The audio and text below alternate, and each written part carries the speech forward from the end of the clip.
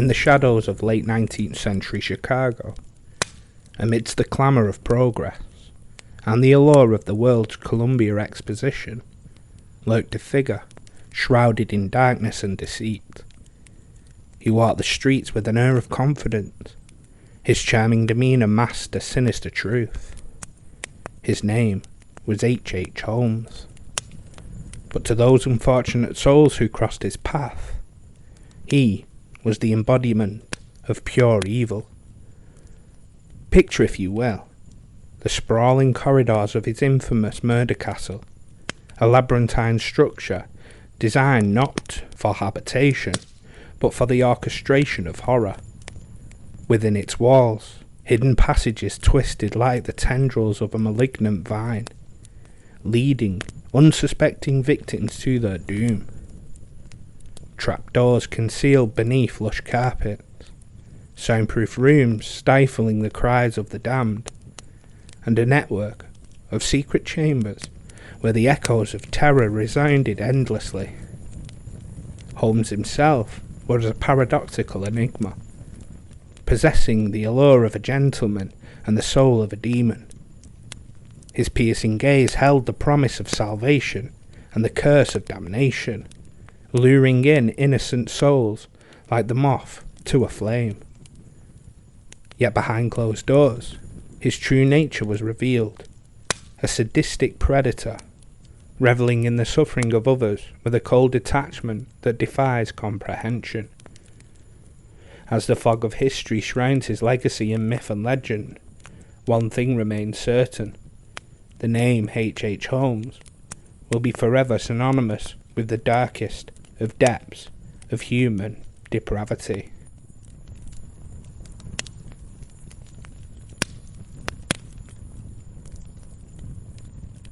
Hi everybody, and welcome back to the Dark History Podcast, where we explore the darkest parts of human history.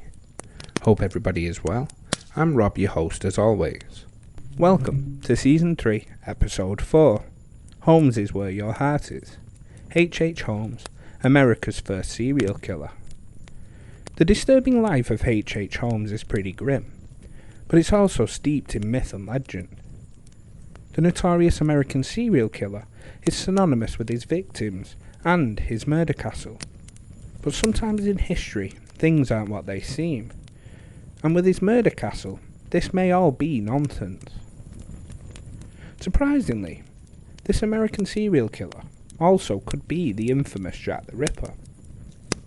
He has been pegged as one of the suspects in the case, and the reasons behind his suspicion are quite plausible. Before we start, I want to thank the episode sponsor for today, the Ghost Town podcast, but more about that later. Also, I want to apologise for the lateness of this episode. Valentine's Day got in the way, and also my birthday weekend. Anyway, without further ado, please turn off those lights, sit back and relax next to the fire for more dark history.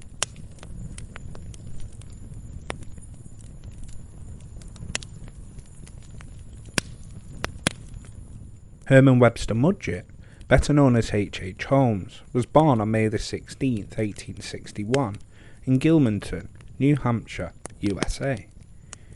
He was the third of 5 children born to Levi Horton Mudgett and Theodate Page Price, both of whom were descendants from the first English settlers in the area. Holmes's parents were both devout Methodists. His father was from a farming family, and at the time he worked as a farmer, trader and house painter. He was also reportedly a heavy drinker who cruelly mistreated his family. Holmes's childhood was marked by a troubled relationship with his father, who was strict and often physically abusive. As an adolescent, Holmes attended Phillips Exeter Academy before graduating high school with honours from Gilmanton Academy when he was 16. Despite the ill treatment at the hands of his father, Holmes was described as a bright and precocious child, with an interest in medicine from a young age. Holmes also faced bullying by his classmates due to his outstanding academic capabilities. In one instance, He was forced to stand in front of a human skeleton and put the skeleton's hands on his face in an effort to frighten him. Initially terrified, Holmes later discovered the experience to be intriguing and claimed that it helped him overcome his worries. Holmes subsequently developed an obsession with death as a result of the encounter, and later took to the pastime of dissecting animals. At the age of 16, Holmes graduated from high school and went on to attend the University of Vermont, where he studied medicine. It was during his time at the university that Holmes began to exhibit signs of his future criminal behaviour, engaging in insurance scams and stealing corpses from the local morgue for dissection. In 1882, he transferred to the University of Michigan's Department of Medicine and Surgery in Ann Arbor, where he continued his studies. While enrolled, he worked in the anatomy lab under Professor William James Herdman, then the chief anatomy instructor, and the two were said to have been engaged in facilitating grave robbing to supply medical cadavers.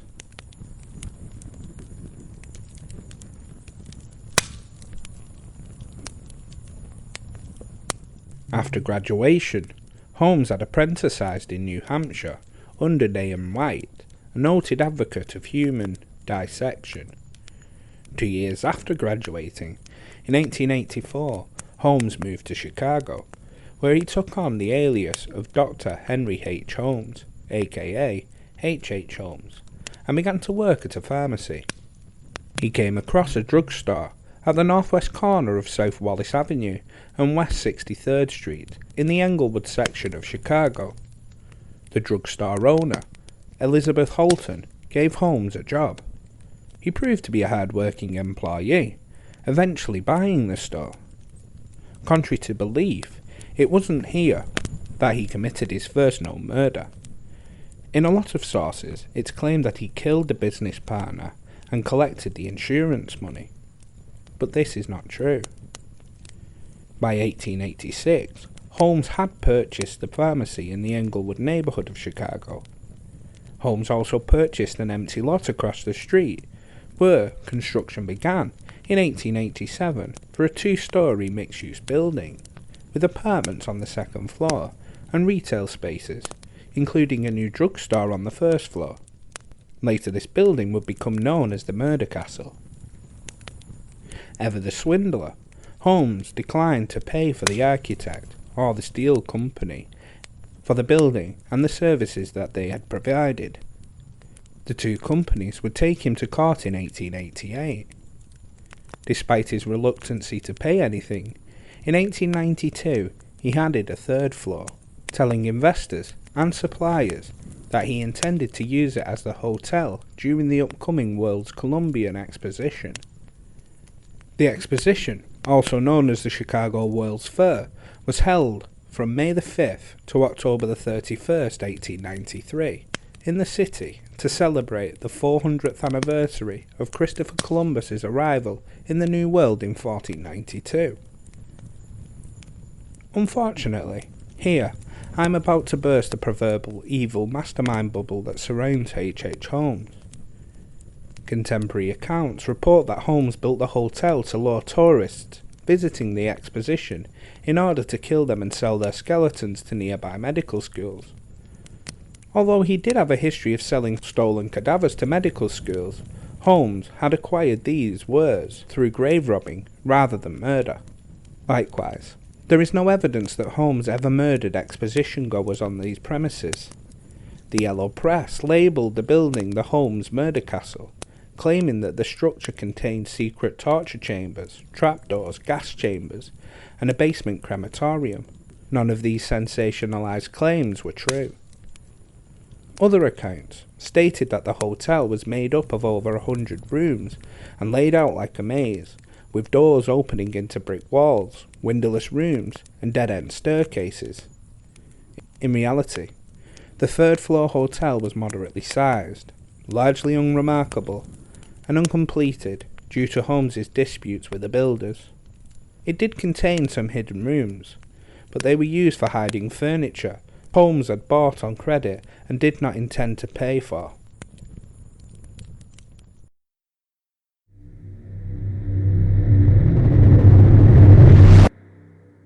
In a world haunted by forgotten tales and lost souls, there exists a podcast that explores the darkest corners of human history. Welcome to the Ghost Town Podcast, where the past never rests in peace.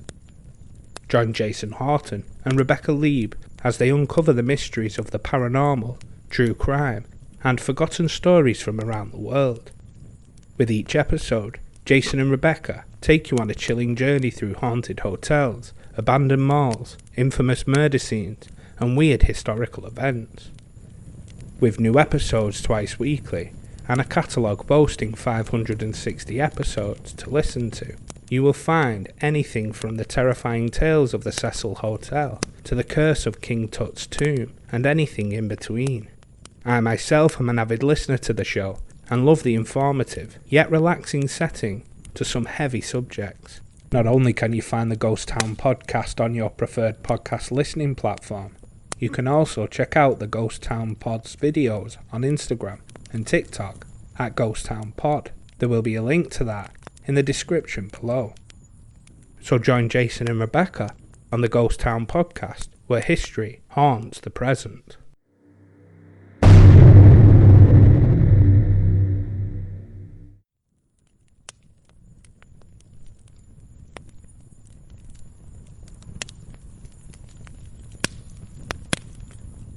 The contemporary sources, such as newspapers, would have you believe the sprawling building featuring a labyrinth of secret passages, trapdoors, and soundproof rooms designed to facilitate Holmes's gruesome crimes were the actual lure of the devil himself. But these were most likely fallacies. In truth, besides his infamous murder castle, Holmes also owned a one-storey factory which he claimed was to be used for glass bending. It is unclear if the factory furnace was ever used for this purpose. It was speculated to have been used to destroy incriminating evidence of Holmes's crimes. What is for certain is H. Holmes was a criminal and a murderer, and there is a long list of poor unfortunate victims that crossed his path. By the time Holmes had arrived in Chicago in 1886, he was already a wanted man, as a con artist and a bigamist. He fled from one town to the next, avoiding prison time for various scams, including insurance fraud of a ghastly nature. Holmes would steal and mutilate medical cadavers, and pretend that they were victims of accidents to collect insurance money. But it wouldn't take long for Holmes to jump from con artist and thief to murderer. His first victim was his own mistress, the 31-year-old Julia Smythe, who was the wife of Dr. Lawrence Asilius Ned Connor, who had moved into Holmes's building and began working for his pharmacy's jewellery counter. After Connor found out about Smythe's affair with Holmes, he quit his job and moved away, leaving Smythe and their 5-year-old daughter Pearl Connor behind. Smythe gained custody of Pearl and remained at the hotel, continuing her relationship with Holmes. Julia and Pearl both disappeared on Christmas Eve of 1891. Holmes initially claimed to acquaintances that Julia had left unexpectedly to visit her dying sister, but then changed his story and said that she had fled her former husband. Ultimately, Holmes later claimed that Julia had actually died during an abortion.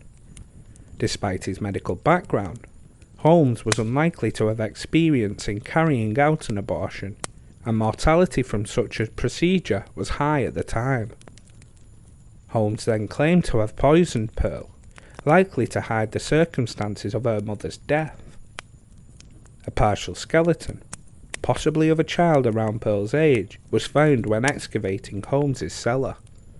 His next victim, 23-year-old Emmeline Sigrun, began working in Holmes's building in May of 1892 and worked for him for 6 months. Holmes reportedly hired Sigrun as a secretary due to her connections to a doctor who was peddling a vaccine that allegedly cured alcoholism. Those who saw Sigrun in the weeks before her disappearance, noted that she had appeared to have lost interest in Holmes and their relationship.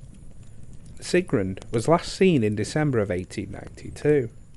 Her parents were informed that she had left and married a man named Robert Phelps. Authorities hypothesized that she had gotten pregnant by Holmes, possibly being another victim of a failed abortion that Holmes had tried to cover up. Nevertheless, her empty luggage trunk was sent back to her mother in Anderson, Indiana. Unfortunately, her skeleton would be found by police at the home of a Chicago physician, with the help of M.G. Chappelle, who had admitted to having articulated 3 skeletons for H.H. Holmes. In early 1893, a 24-year-old, one-time actress named Wilhelmina Minnie Williams moved to Chicago. Holmes claimed that he had met her at an employment office, though it is believed that he had actually met her in Boston several years earlier, while he was going by the alias Harry Gordon. Holmes offered her a job at his hotel as a personal stenographer, and she accepted. Holmes persuaded Williams to transfer the deed of her property in Fort Worth, Texas, to a man named Alexander Bond, which was an alias of Holmes.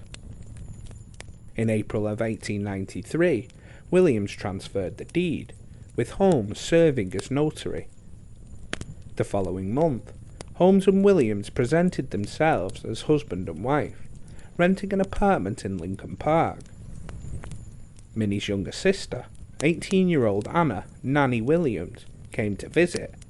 She wrote to her aunt that she was planning to accompany Brother Harry to Europe.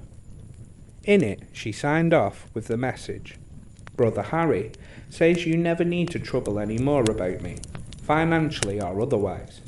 He and sister will see to me. I hope our hard days are over." Neither Minnie nor Nanny were ever seen alive again, and Holmes would subsequently use Minnie's name in future scams.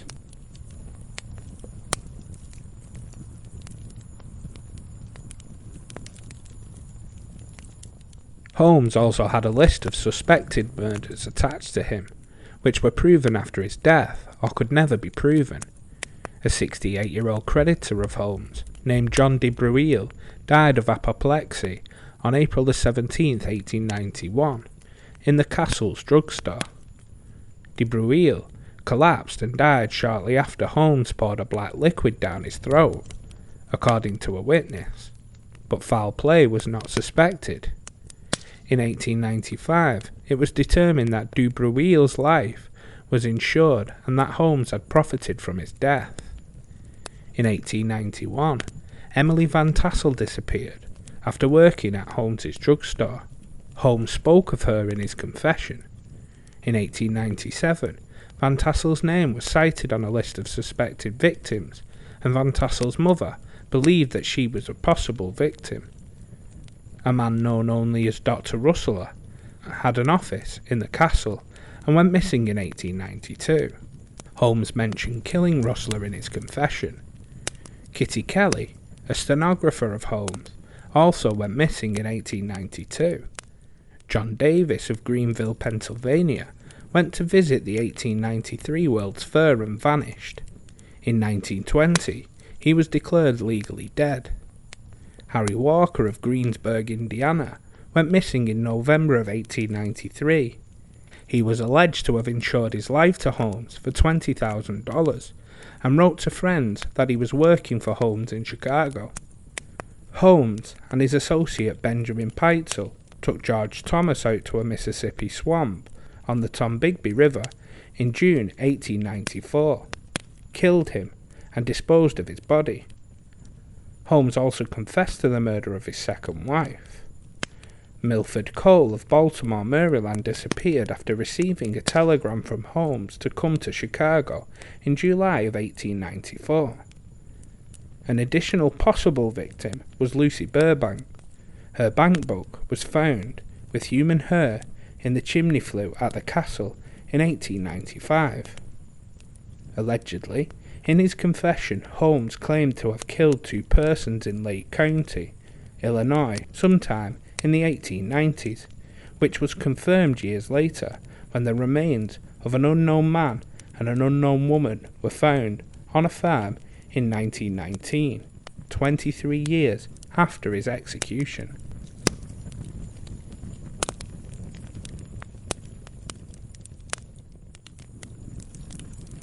The Peitzel family were a known victim of Holmes's. Father Ben and his 3 children, his daughters Alice and Nellie, and his little son Howard. While working in the chemical bank building on Dearborn Street, Holmes met and became close friends with 38-year-old Benjamin Freelon Peitzel, a carpenter with a criminal past who was exhibiting in the same building a coal bin that he had invented. Holmes used Peitzel as his right-hand man for several criminal schemes. In one scheme, Peitzel was to fake his own death so that his wife could collect a $10,000 life insurance policy. The scheme, which was taking place in Philadelphia, called for Peitzel to set himself up as an inventor under the name B.F. Perry, and then be killed and disfigured in a lab explosion. Holmes was to find an appropriate cadaver to play the role as Peitzel. Instead, Holmes killed Peitzel on September the 4th, 1894, by knocking him unconscious with chloroform and setting his body on fire with the use of benzene. Holmes collected the insurance payout on the basis of the genuine Peitzel corpse. Holmes then went on to manipulate Peitzel's unsuspecting wife, Carrie Alice Canning, into allowing 3 of her 5 children to be placed in his custody. The 3 children, who were placed under Holmes's care, were 13-year-old Alice Peitzel, 9-year-old Nellie Peitzel, and 7-year-old Howard Robert Peitzel. Holmes and the 3 Peitzel children travelled throughout the northeastern United States and into Canada. He simultaneously escorted Carrie along a parallel route, all the while using various aliases and lying to Carrie concerning her husband's death by claiming Peitzel was hiding in London, as well as lying to her about the true whereabouts of her 3 missing children. Holmes later confessed to murdering Alice and Nellie on October the 25th, 1894, by forcing them into a large trunk and locking them inside. He drilled a hole in the lid of the trunk and put one end of a hose through the hole, attaching the other end to a gas line to asphyxiate the girls. Holmes buried their new bodies in the cellar of a rental house on 16 St. Vincent Street in Toronto.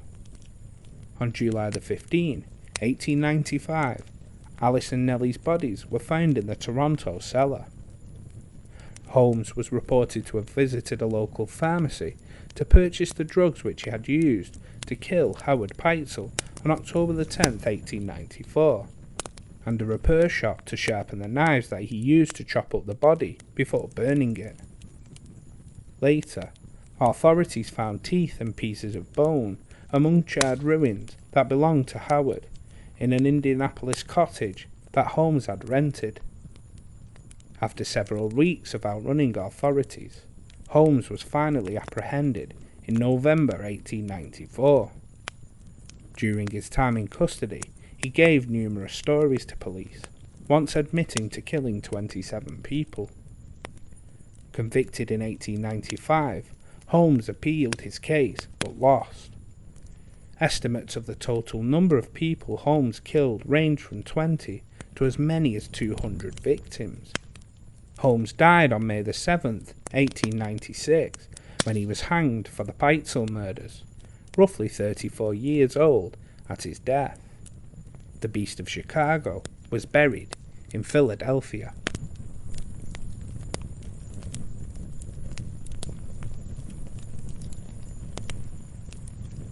Thank you for taking the time out of your day to listen to this dark episode. So, H.H. Holmes. Like I said in the episode, the media generally exaggerate things in a bid to sell more newspapers, or in more modern times, keep people watching the news. H.H. Holmes' story seems to have had this treatment. Don't get me wrong, he was a cold and calculated killer, but the whole murder castle thing was pure journalist fantasy. There is no confusion, however, on his murderous intent. Holmes stated, "I was born with the very devil in me. I could not help the fact that I was a murderer. No more than a poet can help the inspiration to song, nor the ambitions of an intellectual man to be great. The inclination to murder came to me as natural as the inspiration to do right comes to the majority of people." One legend that has come around in more modern times is that H. Holmes was none other than Jack the Ripper. The most convincing argument for Jack the Ripper and H. Holmes being the same person is a single name on a ship log late in 1888. The name read H. Holmes. Holmes actually had a colleague, Edmund Buckley, that hailed from Whitechapel. This would have given Holmes a reason to visit Whitechapel in the first place. While in Whitechapel, Holmes could have begun a string of murders as Jack the Ripper before fleeing back to the States and begin the construction of the murder castle. The dates of all the murders fit. There is no overlapping between the two murder sprees by the two different killers. The gap between the last killing by Jack the Ripper and the first by H. Holmes was 6 months. So if Jack the Ripper and H. Holmes were the same person, they would need to travel from London to Chicago within that time span, which was possible at the time. Sure, on the surface, everything works out time-wise for the murderers to have had the same identity, but coincidence aren't exactly evident. And as exciting as it is to put all the puzzle pieces together, there is no concrete proof that H. Holmes committed the Ripper murders. There isn't even proof Holmes ever travelled to London.